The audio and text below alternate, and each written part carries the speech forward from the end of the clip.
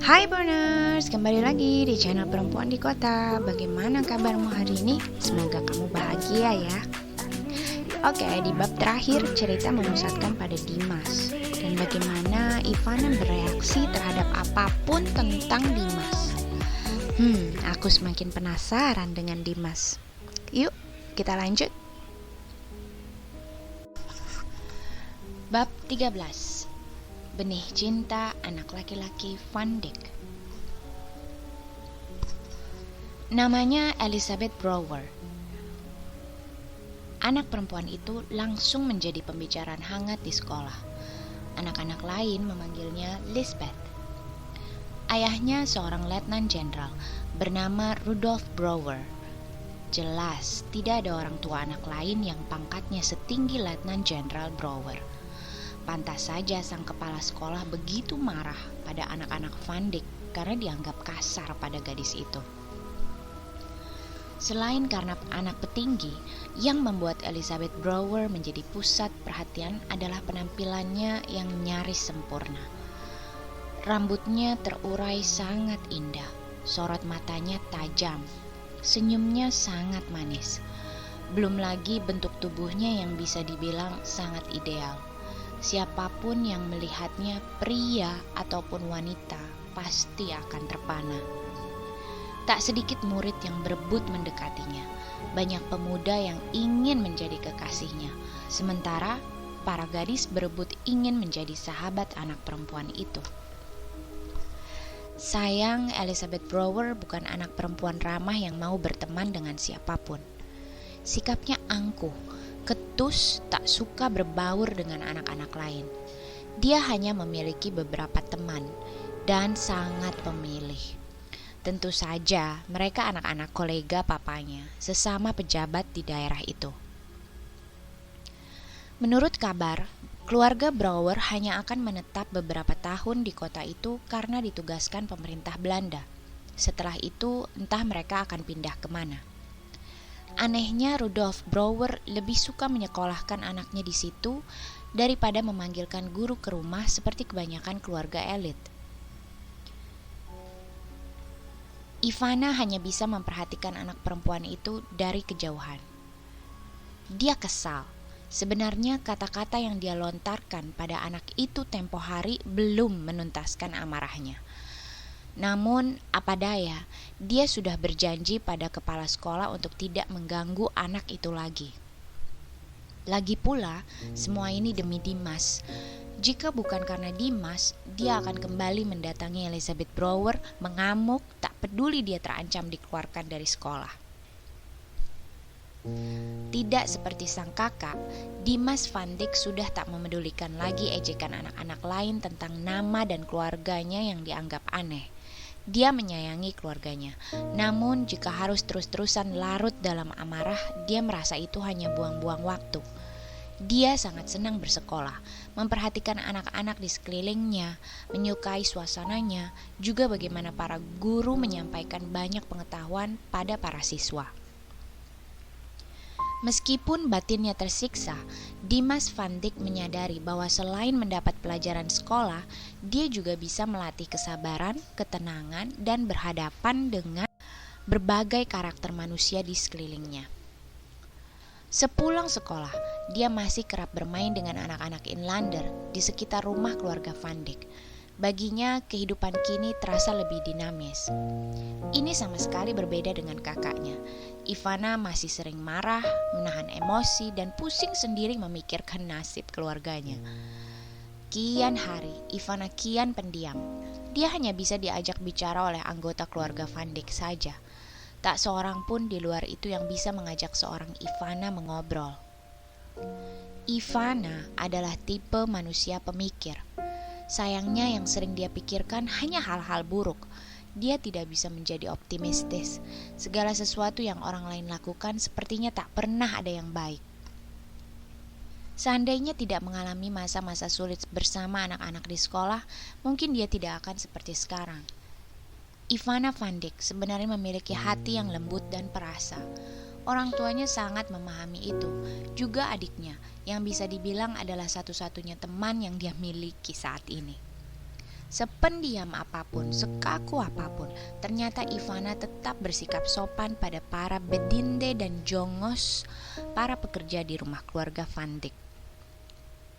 Dia sering membantu melakukan pekerjaan rumah. Dia bahkan pernah mengusulkan agar orang tuanya menaikkan upah para pekerja di rumah mereka, agar kehidupan para pekerja lebih layak. Hanya saja jika sudah menjejakkan kaki di sekolah, sikapnya akan berubah 180 derajat. Dia menjadi sangat kaku, ketus, selalu menyendiri. Bertahun-tahun bersekolah, tak seorang pun teman yang dia miliki. Jika sudah tak menyukai orang lain, selamanya Ivana akan menutup diri dari orang itu. Kata maaf tak mampu meruntuhkan kekerasan hatinya. Tak ada satupun yang bisa mengubah keadaan sehingga dia bisa berteman dengan anak-anak yang kerap menjelekkan keluarganya. Bagi seorang Ivana, anak-anak itu sangat jahat. Bagi seorang Ivana, anak-anak itu patut diberi pelajaran. Suatu saat mereka akan merasakan bagaimana rasanya harga diri mereka diinjak-injak oleh bangsa sendiri.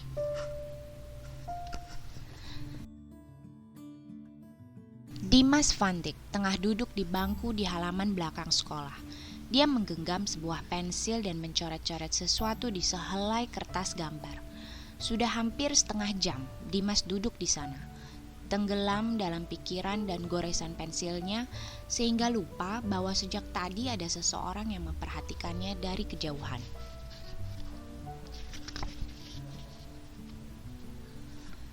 "Halo Van Dijk." Suara seorang anak perempuan tiba-tiba membuyarkan keasikannya. Dia langsung meremas kertas gambar itu, lalu menyembunyikannya di balik bangku taman. Dia semakin terkejut saat anak perempuan itu menghampirinya, lalu mengambil kertas yang tadi dia sembunyikan. Jangan buka kertas itu." Baru kali ini Dimas Van Dijk bersuara. Selama ini dia hanya membuka mulut untuk menjawab pertanyaan guru. Namun larangan Dimas malah membuat anak perempuan itu semakin penasaran. Si anak perempuan mundur beberapa langkah menjauhi tempat Dimas duduk. Lalu dengan cepat membuka kertas yang sudah kusut tak berbentuk itu. Awalnya gadis itu tersenyum sangat jahil, tapi tiba-tiba saja ekspresinya berubah menjadi kaget saat melihat gambar yang ada di kertas. "Apakah ini aku? Kau begitu pandai melukis." "Benar, ini aku. Gambar ini begitu mirip denganku. Boleh aku menyimpannya?" Mata anak perempuan itu berkaca-kaca, bagaikan terharu. Namun Dimas Van Dijk semakin menunduk. "Iya, itu lukisan wajahmu." Suaranya sangat pelan, nyaris tak terdengar. Meskipun begitu, si anak perempuan bisa mendengar jawabannya. Kini sebersit senyuman terlihat jelas di wajahnya. "Boleh aku menyimpannya?" Dimas mengangguk pelan meskipun ragu dan malu-malu. Anak perempuan itu tersenyum lebih lebar. Tangannya dengan cepat menyeka matanya yang berkaca-kaca haru. "Terima kasih Dimas." Kata-kata anak perempuan itu membuat Dimas Van Dijk terkesima. Baru kali ini ada seseorang di sekolah yang memanggil nama depannya tanpa keraguan. Selama ini, para murid, bahkan para guru di sekolah enggan memanggilnya dengan nama itu. Mereka semua lebih nyaman memanggil nama keluarganya, Van Dijk. Akhirnya Dimas berani mendongak, menatap wajah anak perempuan di hadapannya. Sekarang mereka saling bertukar senyum malu. Si anak perempuan kemudian mengangguk, lalu meninggalkan tempat itu sambil mendekap kertas gambar di dadanya. Sementara Dimas hanya bisa terpaku tanpa bisa bersuara lagi. Baru kali ini jantungnya terasa berdebar kencang, seolah hendak pecah. Perasaannya meluap, membuat otaknya mendadak tak bisa berpikir. Dimas terus memandang ke arah anak perempuan yang berjalan cepat menjauhinya. Dia mencoba mengatur nafas, membuang ketegangan yang tiba-tiba saja menjalar dengan cepat. Tiba-tiba anak perempuan itu berbalik sambil mengucapkan beberapa kalimat. Dimas tidak dapat mendengarnya dengan jelas, karena suara anak itu pelan dan jarak mereka sudah cukup jauh. Namun, Samar-samar dia mengerti. Anak itu ingin digambar lagi olehnya. Terbata-bata, Dimas Van Dyck menjawab permintaan anak perempuan itu. Baik Elizabeth, kapan-kapan aku akan menggambar wajahmu lagi.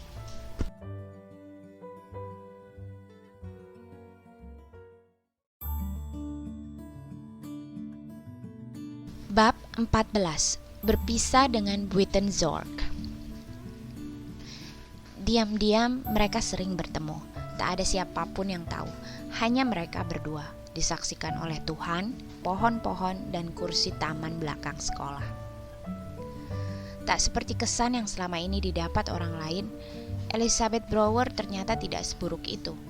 Meski sangat belia, pikirannya sudah cukup dewasa. Mungkin memang seperti itulah anak-anak kolong, anak-anak tentara pada masa itu.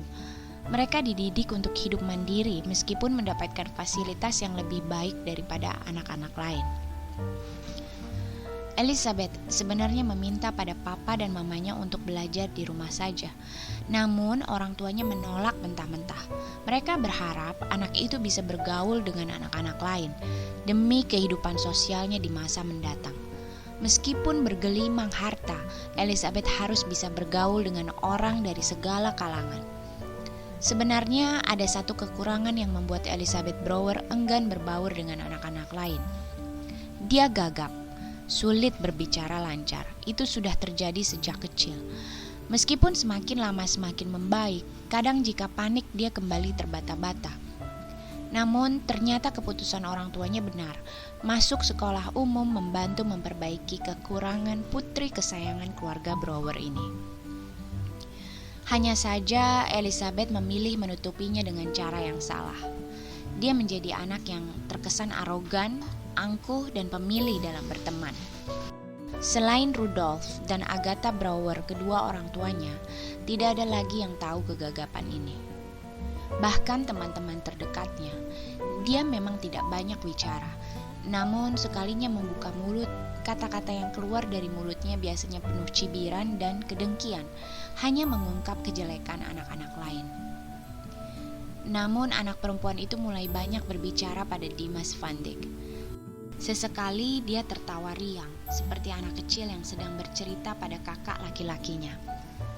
Hal yang sama terjadi pada Dimas. Dia mulai berani mengungkapkan pikirannya pada Elizabeth, juga segala gundah yang dia rasakan di sekolah dan di rumah. Mereka jadi sering bertemu, tapi tidak ada seorang pun yang mengetahuinya. Bahkan Ivana, sang kakak yang selama ini selalu mengetahui segala kegiatan Dimas Van Dyck.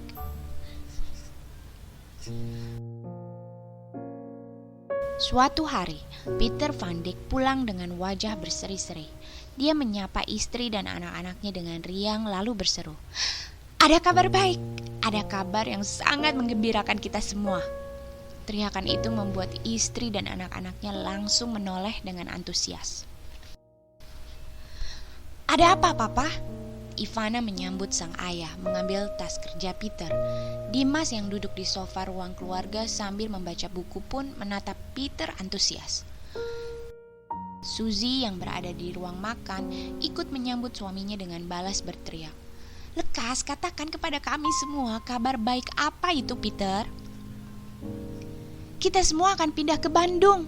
Buitenzorg sudah tak membutuhkanku lagi. Kita akan angkat kaki dari sini. Dan Bandung adalah kota yang sangat ramah, juga indah. Kita semua akan bahagia tinggal di sana." Semua mata terbelalak mendengar berita itu.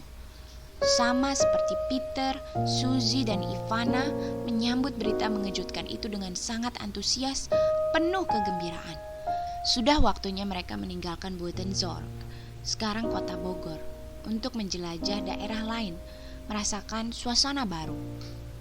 Namun reaksi Dimas tak terduga. Dia tampak tidak suka mendengar berita itu. Tiba-tiba anak itu bersuara, "Papa, bisakah kami tak usah pindah ke Bandung? Papa saja yang pindah ke sana. Papa bisa menjenguk kami di sini seminggu sekali." Dimas Van Dyck menatap wajah papanya dengan ekspresi yang sangat serius. Semua terkejut mendengar permintaan itu. Selama beberapa detik, Peter Van Dijk hanya melongo, balas menatap wajah anak laki-lakinya. Namun setelah berhasil menguasai diri, dia menjawab tegas. "Tidak, Dimas, aku tak akan pernah meninggalkan keluargaku. Aku tak akan membiarkan kalian semua jauh dariku. Kemanapun aku pergi, kalian semua harus ada di sisiku. Kecuali jika kelak kau sudah cukup umur, Dimas. Sekarang ini kau masih membutuhkan kami. Dan tentu saja, aku juga sangat membutuhkan kalian." Belakangan ini, Dimas Van Dijk sangat murung.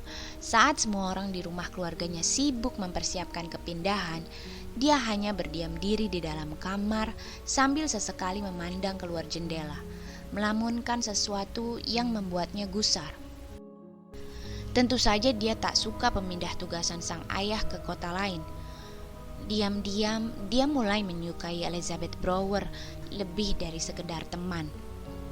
Meski usia mereka masih sangat belia, tapi Dimas sudah mengalami perasaan suka pada lawan jenis. Hingga saat ini, hubungan Dimas dengan Elizabeth tidak diketahui oleh siapapun. Sebenarnya Dimas tak peduli, tetapi Elizabeth sangat peduli. Gadis itu sering mengutarakan kekhawatirannya jika ada yang mengetahui dia berteman dengan Dimas. Dimas pun mengerti perasaan Elizabeth. Bagi Dimas, bisa berteman dan sering berbincang dengan Elizabeth Brouwer sudah lebih dari cukup. Jika Elizabeth ingin merahasiakan hubungan mereka, tidak masalah. Yang penting dia bisa leluasa bercerita tentang banyak hal yang tak orang lain ketahui, bahkan keluarganya sekalipun. "Elizabeth, kau tahu, sesungguhnya aku pun tak habis pikir pada pemikiran papaku. Bagaimana mungkin papa tak mengerti bahwa namaku yang khas Inlander tidak akan membawa masalah. Tapi aku tak bisa marah pada papa dan anggota keluargaku yang lain. Aku terlalu mencintai mereka, hingga yang sekarang bisa kulakukan hanyalah diam, menerima keadaan ini. Mungkin kau bisa melihat bagaimana tersiksanya aku di sini. Bagi anak-anak lain di sekolah, aku ini tak ada bedanya dengan Inlander. Mungkin di matamu juga aku seperti itu. Kau hanya pura-pura tak mau tahu dan mencoba tak memendulikan namaku yang terdengar buruk di telinga semua orang." Elizabeth tidak terbiasa menyembunyikan perasaan. Dengan belak-belakan dia mengungkapkan pendapatnya bahwa Tuan dan Nyonya Van Dijk memang bodoh, tak bisa membaca situasi di Hindia Belanda. Jelas pada masa itu jarak antara kaum Londo dengan Inlander terbentang jauh. Tidak pantas seorang pejabat secerdas Peter Van Dijk menamai anak laki-lakinya dengan nama yang sangat kampungan. Sepele memang, tapi berdampak buruk bagi kehidupan Dimas. Meskipun Elizabeth berbicara tajam tentang orang tuanya, Dimas Van Dijk malah menjadi semakin kagum. Belum pernah dia bertemu anak perempuan sejujur ini. Benih-benih rasa suka semakin tumbuh subur dalam hatinya. Lain dengan Elizabeth, meskipun mereka sering mengobrol dan bercanda, dia tak pernah menunjukkan rasa sukanya. Sikapnya terhadap Dimas hanya seperti terhadap teman biasa. Mungkin dia masih terlalu muda, atau mungkin dia tahu nama Inlander membuatnya tidak mungkin berhubungan terlalu dekat dengan Dimas Van Dijk.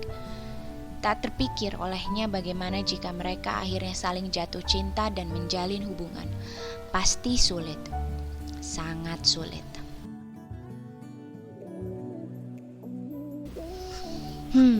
Dimas. Menarik ya, laki-laki bernama Dimas ini. Ketemu lagi di bab selanjutnya ya. Expand your knowledge with reading. Bye-bye.